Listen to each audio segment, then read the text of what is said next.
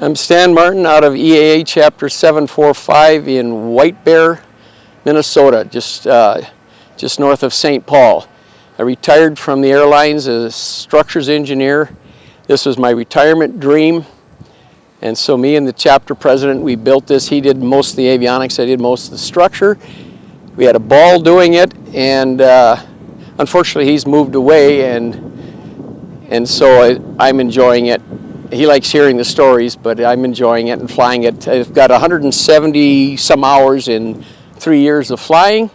I hadn't flown for 43 years, so I had to get current, but I've just had a ball flying. This thing is a joy to fly. Put autopilot in, it makes it a lot better yet. And I tinker with a lot of 3D printing, a lot of upgrades for different things. It's a lifelong dream.